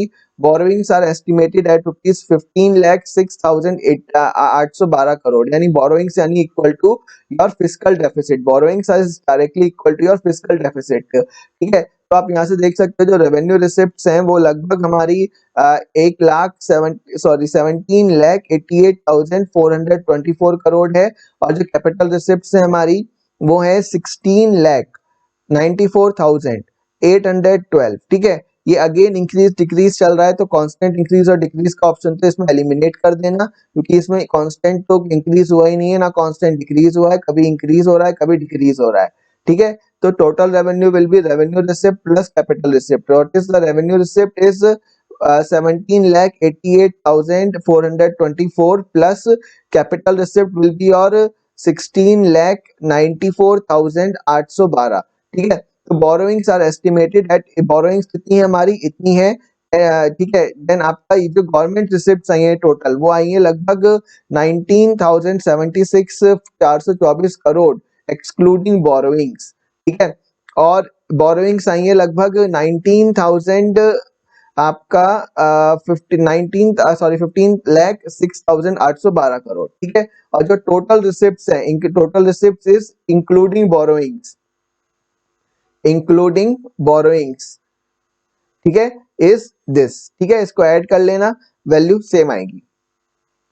Now coming to transfer to states, the central government will transfer लगभग 13,88,502 crore to states and union territories in 2021-22। This includes devolution of दो category में devolution करा गया है। सबसे पहले तो taxes के बेसिस पे और जो दूसरा ग्रांट्स एंड लोन्स के बेसिस पे दिया जाता है। ठीक है, ये वैल्यू आप लोग देख लेना, ये लगभग इंक्रीज ऑफ 1% है, ये इंक्रीज ऑफ 21% है। ये जो इंक्रीज रखा गया है हमारा 2019-20 के रिवाइज्ड एस्टिमेट के बेसिस पे रखा गया है। ठीक है, 2019-20 के रिवाइज्ड एस्टिमेट के बेसिस पे रखा गया है। ठीक है, ये आपका कंपैरिजन है। ठीक है, इन 2020 while devolution to states fell by 30% as the revised stage। ठीक है, ग्रांट्स वर हायर बाय 26%। यानी ये वाला पोर्शन भले ही कम हुआ हो पर ग्रांट्स वाला जो पोर्शन है ना ये 26% से इंक्रीज हुआ है। ठीक है, ये पॉइंट आप लोग याद रखना। ठीक है, ये पॉइंट बहुत इंपॉर्टेंट है। At the revised stage compare to the budget stage, ये 2020-21 यानी लास्ट ईयर के जो एक्चुअल रिवाइज्ड स्टेज था और जो 2020-21 का बजट एस्टिमेट था, ठीक है, उसका कंपैरिजन दिया गया है। ठीक है, देन जीडीपी ग्रोथ एस्टिमेट क्या रखा गया है? The nominal GDP is estimated to grow at a rate of 14.4% in 2021-22। ठीक है, in budget 2020-21 GDP was estimated to grow at 10%, which was revised to minus 13%, and this was mainly due to the COVID pandemic. ठीक है, जो 2020-21 में जो GDP, जो nominal GDP थी वो 10% पे रखी गई थी, पर जो एक्चुअल थी वो -13% थी because of COVID pandemic. Then the nominal GDP in 2021-22 is estimated at the rate of 14.4%। ठीक है, the disinvestment target for 2021-22 is rupees 1,75,000 crore. This is again very important. जो डिसइन्वेस्टमेंट टारगेट रखा गया है 2021-22 के लिए वो 1,75,000 करोड़ रखा गया है, and the target is 3.5 times higher than the disinvestment of rupees 50,000। 2019-20 में जितना हमारा डिसइन्वेस्टमेंट किया गया था उसका 3.5 गुना टारगेट 2021-22 में रखा गया है। डिसइन्वेस्टमेंट टारगेट में कौन कौन है? हमारा एयर इंडिया है, कमेंट करके बताओ। पवन हंस है, एंड आपका एक और है, कौन सा है? आपका आईडीबीआई। ठीक है, इसके साथ साथ आपका जो 2021-22 में प्राइवेटाइज डिसइन्वेस्टमेंट होना है जिनका, इसके साथ साथ एलआईसी का भी आईपीओ लाने का टारगेट, और एलआईसी का आईपीओ आ भी चुका है शायद 2021-22। ठीक है, then coming to deficits, revenue deficit is targeted at 5% of GDP. Fiscal deficit is targeted at 6.8% of GDP in 2021. The government intends to reach fiscal deficit of 4.5% by 2025-26। ठीक है, then the target, ये मैंने आप लोगों को बता दिया कि 2025-26 तक का टारगेट है 4.5% का। The target for primary deficit which is fiscal deficit excluding the interest payments, ये भी मैं आप लोगों को ऑलरेडी बता चुका हूँ, इस 3.1% ऑफ जीडीपी। याद रखना, प्राइमरी डेफिसिट दोबारा से बता देता हूँ जो पहली बार बजट वाली वीडियो देख रहे हैं, physical deficit minus interest payments, मतलब जो सरकार को अपनी पिछली डेप्ट पे जो पेमेंट्स करना पड़ता है, जब हम फिजिकल डेफिसिट में से वो माइनस कर देते हैं, that becomes your primary deficit. और जो प्राइमरी डेफिसिट के लिए जो टारगेट रखा गया है वो रखा गया है 3.1% ऑफ जीडीपी। ठीक है, और physical deficit is targeted eight 6.8% of GDP in 2021-22। In 2020-21, as per the revised estimate, revenue deficit is 7.5% of GDP. Revise 2020-21 यानी लास्ट ईयर का जो रिवाइज एस्टिमेट, जो एक्चुअल रेवेन्यू डेफिसिट रहा है वो 7.5% ऑफ जीडीपी रहा है, और जो फिजिकल डेफिसिट रहा है वो 9.5% ऑफ जीडीपी रहा है। ये मैंने आपको डेटा दे दिया है। एक्चुअल्स मतलब होता है आपका जो रिवाइज एस्टिमेट के थ्रू आया है, जो यानी जो एक्चुअल डेटा है 2019-20 का फिजिकल डेफिसिट 4.6% रहा था, 2020-21 का 9.5%, और 2021-22 का जो बजट यानी जो टारगेटेड रखा गया है वो 6.8% रखा गया है। Same goes with revenue deficit जो 3.3% था, 2020-21 का 7.5% और 2021-22 का 5.1% रखा गया है। ये इसका एक ग्राफ है जो मैंने आपको फिजिकल डेफिसिट के लिए लगा दिया है यहाँ पे, आप लोग ये कंपेयर करके देख सकते हो। ऐसा नहीं है कांस्टेंट इंक्रीज डिक्रीज का कंसेप्ट खत्म कर देना, कहीं भी ऐसा क्वेश्चन आए तो थंब रूल है, 2 बार उसको पढ़ लेना, वो 99% गलत निकलता है। ठीक है, इसलिए मैंने आपको कुछ 2014-15 से ये डेटा यहाँ पे इंट्रोड्यूस कर दिया है आपका। ठीक है, तो इस डेटा को ध्यान से केयरफुली देखना। ठीक है, डेटा एनालाइज कर सकते हो आराम से। ठीक है, 2014-15 में 4.10 रहा है, 15-16 में 3.9, देन डिक्रीज हुआ है, देन कांस्टेंट रहा है, देन डिक्रीज हुआ है, देन इंक्रीज हुआ है। तो कहने का मतलब है ना तो कांस्टेंटली डिक्रीज हुआ है और ना ही कांस्टेंटली इंक्रीज हुआ है। ठीक है, ऐसे क्वेश्चन आपके इंपॉर्टेंट रहते हैं प्रीलिम्स पॉइंट ऑफ व्यू से, कांस्टेंट इंक्रीज हुआ है या कांस्टेंट डिक्रीज हुआ है। इवन आपको मॉक टेस्ट में भी ये सारे क्वेश्चंस आपको देखने को मिलेंगे। ठीक है, then next important point is subsidies. Subsidies में देखो इंपॉर्टेंट जो एरियाज हैं वो है food subsidy, fertiliser subsidy, petroleum subsidy and other subsidies. ठीक है, ये सारे आपके 4 सब्सिडीज बहुत इंपॉर्टेंट हैं। फूड सब्सिडी में सबसे ज्यादा एक्सपेंडिचर होता है, ये डायरेक्ट प्रीलिम्स में क्वेश्चन भी पूछा जा सकता है। Arrange the following in increasing और the decreasing order, it can be asked as arrange in increasing, arrange in क्या बोलते हैं उसे, असेंडिंग और डिसेंडिंग ऑर्डर, असेंडिंग और डिसेंडिंग ऑर्डर। ठीक है, असेंडिंग और डिसेंडिंग ऑर्डर में भी आपका ये सवाल पूछा जा सकता है। ठीक है, तो आप लोग को मैंने थोड़ा सा कंपैरिजन यहाँ दिया है एक्चुअल्स। ठीक है, बेसिकली जब हम चेंज देखेंगे ना, ये यहाँ से लेके यहाँ तक का क्या चेंज आया है, तो यहाँ 49% प्लस गई है। ठीक है, यानी इंक्रीज हुआ है सब्सिडीज में। फर्टिलाइजर सब्सिडीज नेगेटिव गई हैं, पेट्रोलियम सब्सिडी भी नेगेटिव गई है, while other subsidies भी negative गई है। So it is only the food subsidy which has been increased, and this is mainly to finance the debt of Food Corporation of India। ये point याद रखना, this increase is mainly because of financing the debt of Food Corporation of India, to financing the debt of Food Corporation of India। this point याद रखना, बहुत important point है। ठीक है, यहां से दोबारा लिख देता हूं, मेनली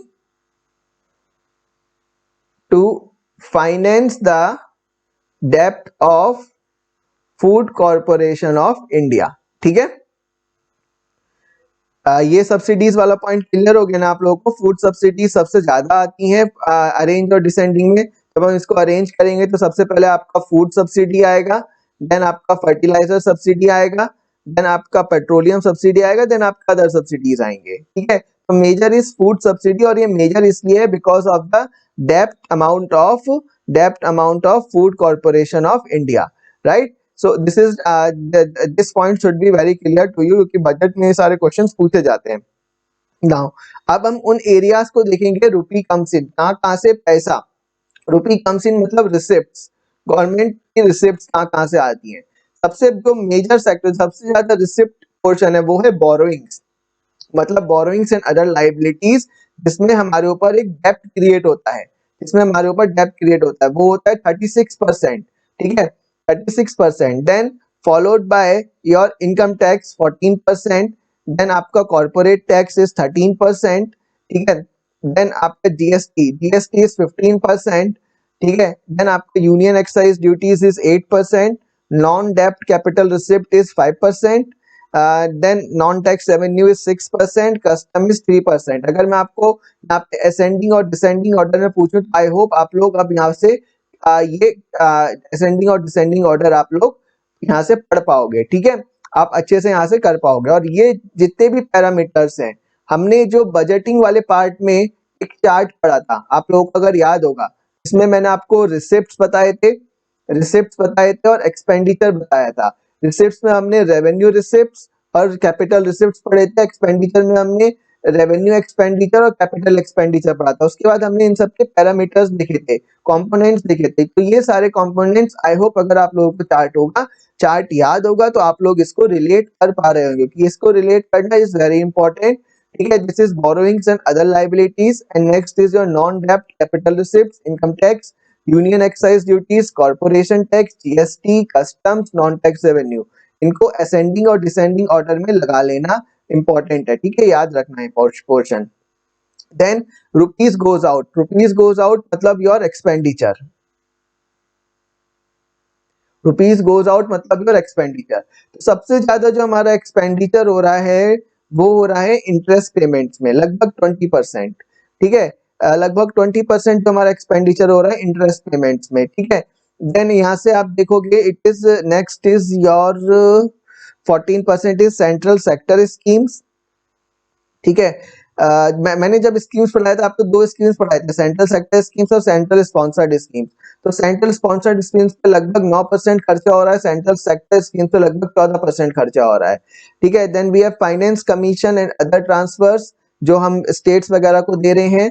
देन डिफेंस में 8%, सब्सिडीज में 8%, पेंशन में 5% एंड अदर एक्सपेंडिचर में लगभग 10% के आसपास हो रहा है। ये चार्ट भी आप असेंडिंग डिसेंडिंग के लिए इंपॉर्टेंट है, याद रखना। असेंडिंग एंड डिसेंडिंग के लिए इंपॉर्टेंट है, याद रखना। और याद रखना डिफेंस में पेंशन पे एक बहुत बड़ा खर्चा होता है। ठीक है, 2021-22 में interest payments are estimated to be 15% higher than the interest obligation in 2019-20, मतलब जो 2019 में हमारे पास इंटरेस्ट पे करने का जो ऑब्लिगेशन था वो 2021-22 में 15% हायर होगा। ठीक है, interest payment is estimated eight 45% of the revenue receipts in 2021-22 up from 13% 36% in 2019-20। Interest payment मतलब जितने भी हमारे पास रेवेन्यू रिसिप्ट आ रहे हैं, यानी जो रेवेन्यू के तो हमारे पास पैसा आ रहा है, ठीक है, उसका लगभग 45% हमारा इंटरेस्ट पेमेंट में जा रहा है, यानी डेब्ट सर्विस ऑब्लिगेशन, यानी डेब्ट सर्विस रेशियो। ये वाला पॉइंट याद रखना, ठीक है। लगभग जितना भी हमारा रेवेन्यू आ रहा है, रेवेन्यू रिसिप्ट्स आएंगे 2021-22 में, उसका 45% हमारे इंटरेस्ट पेमेंट में जाएगा, जो कि वैल्यू 36% की 2019-20 में। तो यानी जो सबसे ज्यादा हमारा पैसा जा रहा है, खर्चा हो रहा है, वो इंटरेस्ट पेमेंट्स में हो रहा है, ठीक है। Then comes your allocation to major schemes. Among the scheme जो सबसे ज्यादा स्कीम में पैसा दिया गया है वो मनरेगा में दिया गया है। देन उसके बाद पीएम किसान स्कीम में दिया गया है, ठीक है। द सेंट्रल गवर्नमेंट, ये थोड़ा सा डेटा आप लोग याद रखोगे तो बेटर है, 73,000 करोड़ है 2021-22 के बजट एस्टिमेट में, और जो 2020-21 के इट इज एक्सपोनेंशियली डिक्रीज हुआ है। 2021 के रिवाइज एस्टिमेट में लगभग 1,11,500 एक्चुअल एक्सपेंडिचर हुआ था मनरेगा में, ठीक है। और ये 2021-22 के बजट एस्टिमेट में 73,000 करोड़ रखा गया है। देन पीएम किसान की जब हम बात करेंगे 2021-22 के रिवाइज एस्टिमेट एंड 2020-21 के एक्चुअल 2021-22 के बजट एस्टिमेट और 2020-21 के रिवाइज एस्टिमेट की वैल्यू ऑलमोस्ट इक्वल है। यहाँ से देखो आप लोग, बिल्कुल इक्वल है यहाँ से, ठीक है। PM Kisan scheme income support to farmers has the second highest allocation at around ₹65,000 crore, which is an increase of over 16% over 2019-20, ठीक है। The central government has allocated लगभग, मैंने आपको बताया था, कोविड-19 वैक्सीनेशन के लिए 35,000 करोड़ रुपए सरकार के द्वारा दिए गए हैं to the ministry of finance, send to the ministry of finance for the funding of COVID vaccine. याद रखना, मिनिस्ट्री ऑफ फाइनेंस को दिए गए, मिनिस्ट्री ऑफ फैमिली और हेल्थ वेलफेयर को नहीं दिए गए हैं। For providing financial assistance to states to meet their expenditure on the COVID vaccination, ठीक है। ये 35,000 करोड़ स्टेट्स के लिए दिए गए हैं ताकि वो अपने कोविड-19 वैक्सीनेशन के एक्सपेंडिचर को मीट कर सकें। क्लियर है। देन इसके बाद नेशनल एजुकेशन मिशन को कितना बजट दिया गया है, आप लोग ये चार्ट देख सकते हो, ठीक है। इसमें ऐसा कुछ नहीं है, आप लोग आराम से देख सकते हो, बहुत बहुत अच्छे तरह से इन्फोग्राफिक्स बनाए गए हैं, ठीक है। इन्फोग्राफिक्स बनाए गए हैं बहुत अच्छी तरीके से, ठीक है। तो आप लोग यहाँ से देख सकते हो ये सारा डेटा, ठीक है। ये डेटा आई थिंक मुझे एक्सप्लेन करने की कोई नीड नहीं है, ठीक है। आप लोग डायरेक्ट इंक्रीज हो रहा है, यहाँ देखो इंक्रीज हुआ है। देन आपका 2021 के रिवाइज एस्टिमेट से इंक्रीज हुआ है। देन यहाँ पे ये इंक्रीज हो रहा है, this is getting increase. Exact value याद रखने की आप लोगों को बिल्कुल भी आवश्यकता नहीं है, बस थोड़ा सा ये याद रखना इंक्रीज हुआ है या डिक्रीज हुआ है, और थोड़ा सा एग्जैक्ट नहीं तो जैसे 34,000 रख लिया, इसके वैल्यू याद, ठीक है। इसका लगभग आप रख लो 37,000 करोड़ के आसपास। देन ये आपका 18,000 लगभग 19,000 करोड़ के आसपास याद रखो। देन आपका ये थोड़ा सा ये वाला पॉइंट याद रखना, लगभग over 40,000 crore, 40,000 crore plus.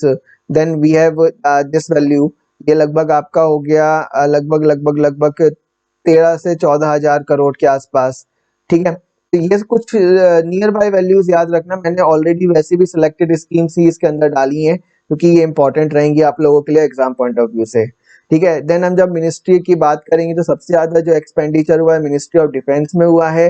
Then this again is very important for ascending descending question, ascending descending questions, ascending descending questions के लिए ये चार्ट बहुत इंपॉर्टेंट है, इस चार्ट को बिल्कुल ध्यान से पढ़ना। मिनिस्ट्री ऑफ डिफेंस में सबसे ज्यादा एक्सपेंडिचर हुआ है, सबसे ज्यादा budget allocation ministry of defence को दिया गया है। Then ministry of consumer affairs, food public distribution, then ministry of home affairs, then ministry of rural development, ministry of agriculture and farmers welfare, ministry of road transport and highways, ministry of railways, ministry of education, then ministry of health and family welfare, then ministry of housing and urban affairs, ठीक है।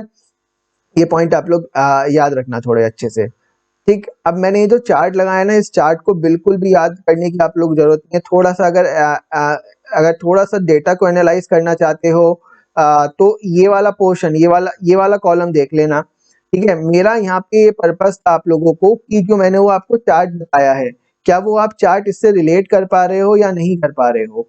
ठीक है, तो ये आप लोग ये वाले जो पैरामीटर्स हैं, corporation tax, taxes on income, goods and services tax, customs, union excise duty, service tax तो आपका -50, सी दिस कॉर्पोरेशन टैक्स देखो यहाँ से।